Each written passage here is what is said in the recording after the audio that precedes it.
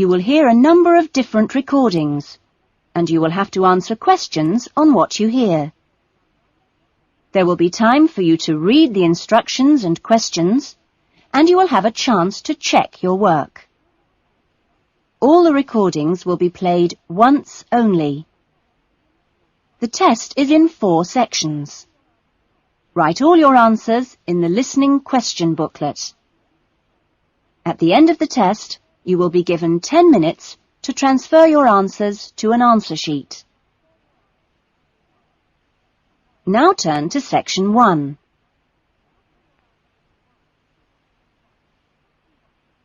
Section 1. You will hear someone being asked their opinion of a new television station. First, you have some time to look at questions 1 to 4.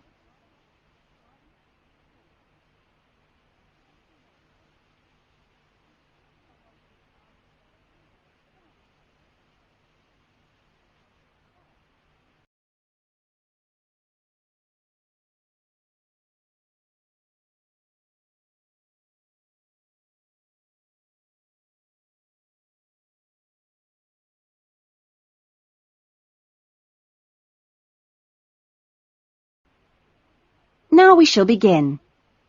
You should answer the questions as you listen, because you will not hear the recording a second time. Listen carefully to the conversation and answer questions 1 to 4. Excuse me, I'm sorry to bother you, but would you have time to answer a few questions? What's it about? We're doing some market research for a new television channel starting in 2 years' time. Okay, why not? Lovely. We'll just work through this form. And if we could start with some personal background information? Sure. Right. If I could just have your age? 35. Right. Great. And your job? Systems analyst. But for the form, I don't know whether it would count as professional or business or what. What do you think? Okay, it's more like business. Fine. And would you mind my asking about your salary, or we can leave it blank? No, I don't mind. It's 40,000 a year. Oh, thank you. Right. About your current watching habits, what would you say is your main reason for watching TV? Well, at work, I tend to read for information and what have you, so I'd say that with TV, it probably just helps me relax and unwind. Fine. And how many hours a day, on average, do you watch TV? Not a lot, really. I should say just over an hour. You now have some time to look at questions 5 to 10.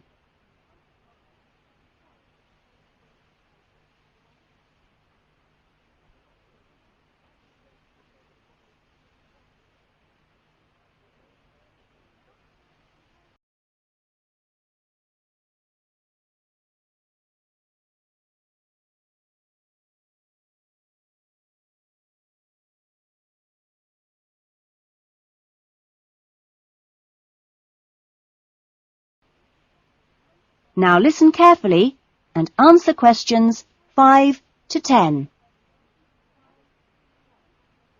So what are the 2 main times of the day that you watch TV? Well, a little around breakfast time, and then it tends to be really late, 11 or even midnight, when I finish work. And what sort of programs do you go for? Some news bulletins, but I also really like to put my feet up with some of the old comedy shows. Fine. And turning to the new channel, which type of programs would you like to see more of? Well, I certainly don't think we need any more factual programs, like news and documentaries. I think we need more about things like local information, providing a service for the community. And in the same vein, perhaps more for younger viewers. Good quality stuff. Uh-huh. And if you had to give the new directors some specific advice when they set up the channel, what advice would you give them? I think I'd advise them to pay a lot of attention to the quality of the actual broadcast. The sound system. People are very fussy these days about that. And in general, I think they ought to do lots more of these kinds of interview, talking with their potential customers. Oh, I'm glad you think it's valuable. Certainly, yeah. Good. Okay. This will be a commercial channel, of course, but how often do you think it is tolerable to have adverts? Well, out of that list, I'd say every quarter of an hour. I don't think we can complain about that, as long as they don't last for 10 minutes each time. Quite. And would you be willing to attend any of our special promotions for the new channel? Yes, yeah, I'd be very happy to, as long as they're held here in my area. Okay, I'll make a note of that. And finally, may we put you on our mailing list? Well, I'd prefer not, except for the information about the promotion you mentioned. Can I have your name and address? Of course. Here's my card. Oh, lovely. And thank you very much for your time, and we look forward to seeing you. Yes, indeed. Thanks. That is the end of section 1. You will now have half a minute to check your answers.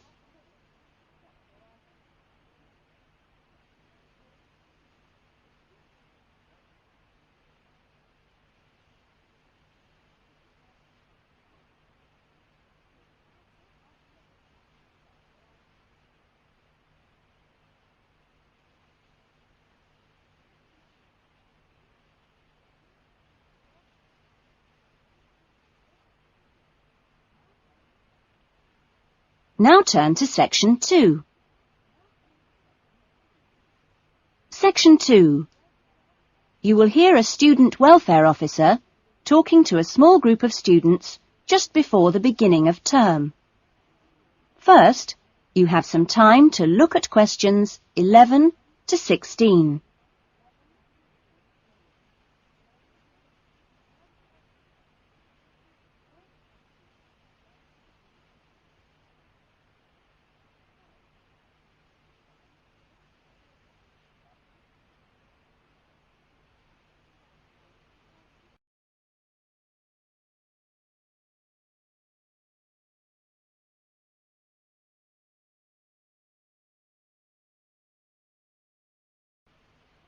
Now listen carefully to the talk and answer questions 11 to 16.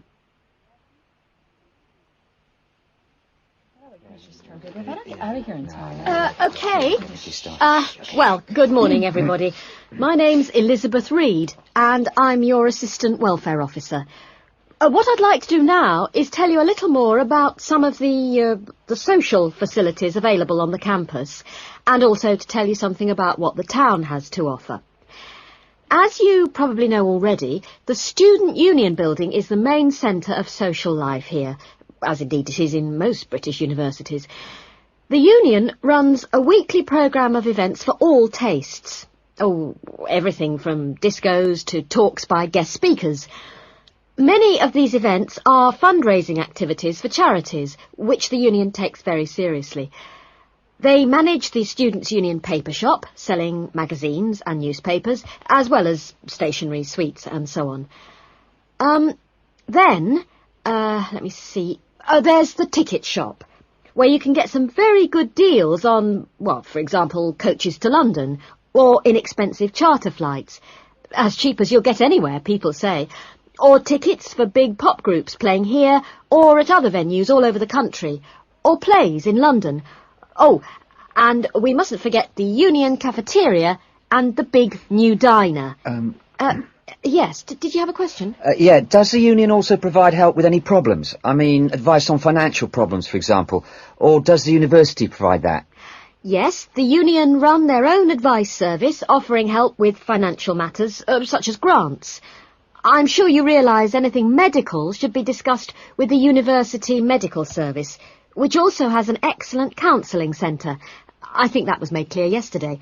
However, the Union has its own officer who can give advice on legal problems. You now have some time to look at questions 17 to 20.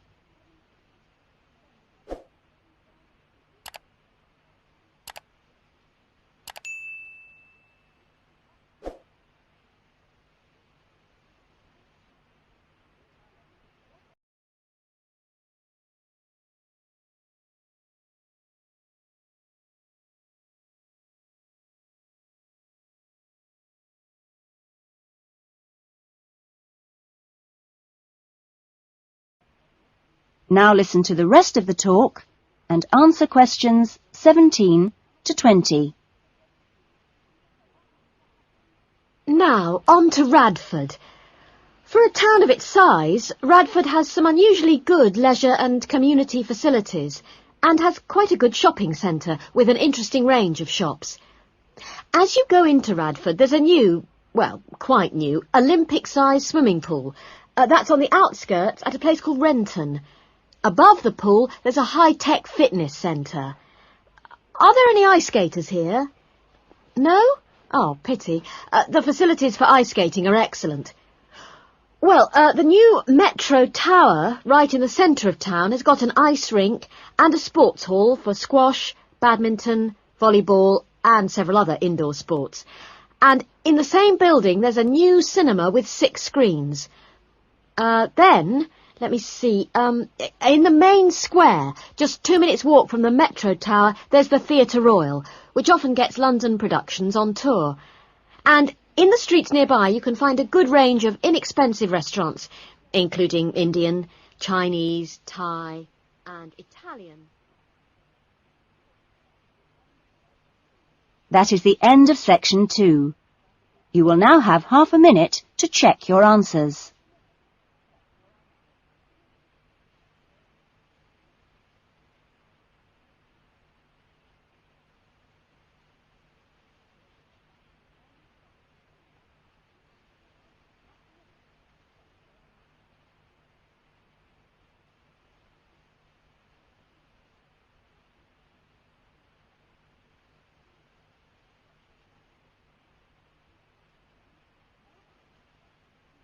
Now turn to section 3.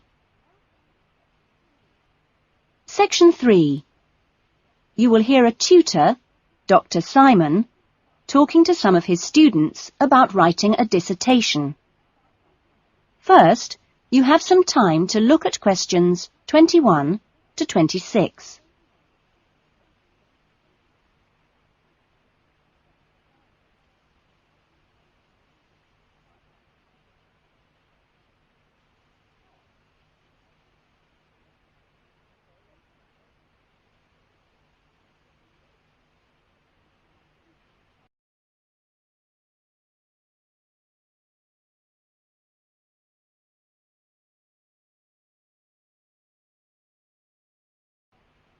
Now listen to the discussion and answer questions 21 to 26.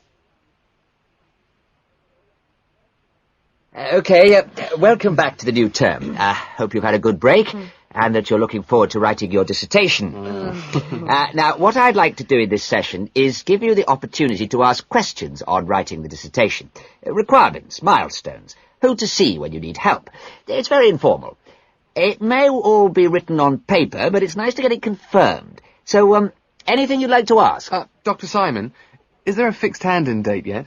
Right, I can confirm that that's the 21st of May, not the 20th, as we first stated. OK? Jane? What about the word limit? Well, we try to be pretty flexible on this, but in broad terms, it's 18 to 20,000. Ah. And you can choose your topics, anything from years 2 and 3. Yes? I still haven't got any idea what I want to do it on.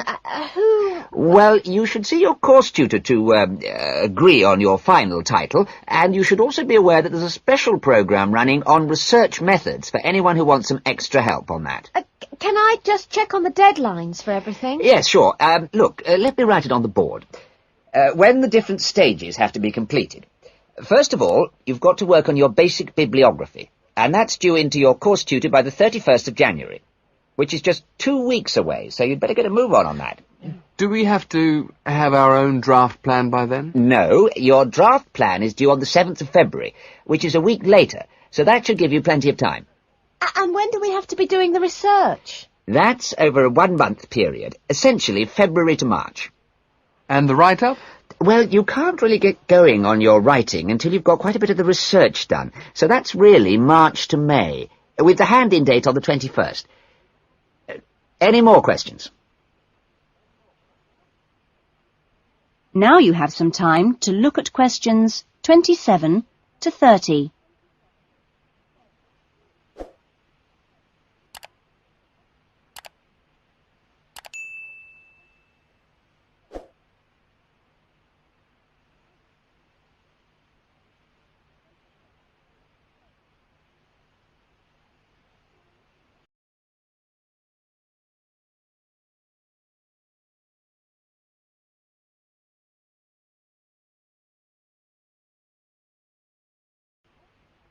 Now listen to the rest of the discussion and answer questions 27 to 30. Well, sir, just some advice, really. It's about computers. Would you advise us to buy one? What can I say, Andy? I know it's a massive expense, but I really feel it would be of great benefit. You can always look in the student union adverts for second-hand ones. Yes? I've been looking at some of last year's dissertations. Oh, is that a good idea, sir? I heard... Well, I don't think you should read them in detail too early, or you might end up taking more of their ideas than you realise. But yes, it really is the best guide you can have to the expectations of what's expected when you write a dissertation. Sorry, Jane, I interrupted you. That's okay. It's just that they did a lot of research using questionnaires. Is that a good idea? I think questionnaires are very good at telling you how people fill in questionnaires.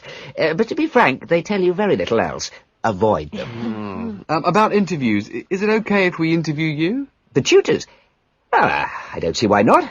They don't have any special contribution to make, but you can if you want. There's a whole section on this issue in the research guide. I'm afraid it's slightly out of date, and you're probably better talking to the tutor on the research methods course. But you might find it useful to start there. Okay. Thanks. Okay, well, great. I hope that's sorted a few things out.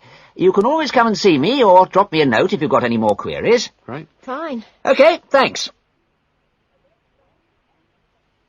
That is the end of section 3. You will now have half a minute to check your answers.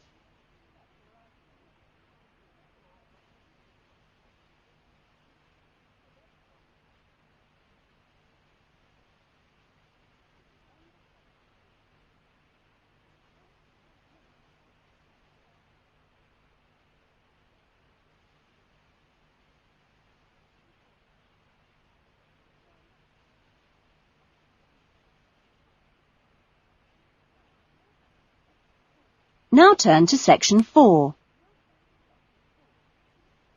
Section 4.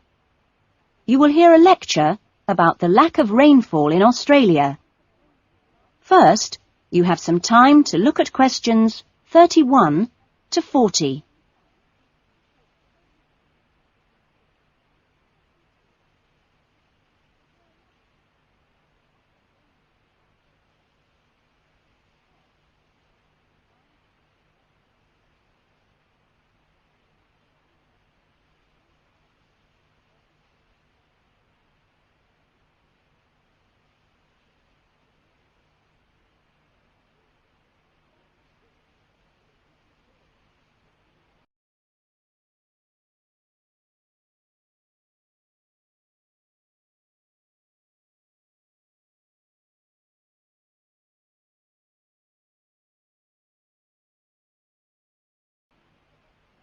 Now listen to the lecture and answer questions 31 to 40. Good morning. This morning, we are continuing our look at Australia and its natural problems. Actually, dryness, or aridity, as it is generally called by geographers, is probably the most challenging of Australia's natural problems. And so it's very important in this course for you to have a good understanding of the subject. For Australia, water is a precious resource, and its wise management is of the greatest importance. As I've said, Australia is a dry continent, second only to Antarctica in its lack of rainfall. Long hours of hot sunshine and searing winds give Australia an extremely high rate of evaporation, far more than in most other countries. It's estimated that approximately 87% of Australia's rainfall is lost through evaporation, compared with just over 60% in Europe and Africa, and 48% in North America. You generally think of Africa as being a very hot and dry place, but it's not in comparison with Australia. In many parts of Australia, standing water, that is, dams, puddles and so forth, dry up rapidly, and some rainfall barely penetrates the soil. The reason for this is that the moisture is absorbed by thirsty plants. Some parts of Australia are dry because rainwater seeps quickly through sandy soils and into the rock below. In parts of Australia, this water, which seeps through the sandy soil, collects underground to form underground lakes. Water from these subterranean lakes can be pumped to the surface and tapped, and so used for various purposes above the ground. In fact, extensive underground water resources are available over more than half of Australia's land area. But most of the water is too salty to be used for human consumption or for the irrigation of crops. However, most inland farmers do rely on this water for watering their animals and, where possible, to a lesser extent, for irrigation. Underground water can flow very large distances and can be kept in underground reservoirs for a very long time. Water from these underground reservoirs bubbles to the surface as springs in some parts of the country, and these rare sources of permanent water were vital to early explorers of inland Australia and to other pioneers last century who used the springs for survival. But in many places, levels have fallen drastically through continuous use over the years. This has necessitated the pumping of the water to the surface. Remarkably, underground water sources in Australia supply about 18% of total water consumption. So you can see it's quite an important source of water in this dry land. So, most of the consumption of water in Australia comes from water which is kept above ground. More than 300 dams regulate river flows around the country. The dams store water for a variety of functions. The rural irrigation of crops, without which many productive areas of the country would not be able to be farmed. The regulation of flooding, a serious problem which will be dealt with later in the course. And last but not least, the harnessing of the force of gravity for the generation of electricity. That is all we have time for this morning, but you'll be able to do further study on this important area in the library. I have a handout here with references on the subject, so if you're interested, please come up to the desk and take a copy. Next week's lecture is a case study of an outback farm, and it'll be going into detail about some of the problems we've discussed here. That is the end of section 4. You will now have half a minute to check your answers.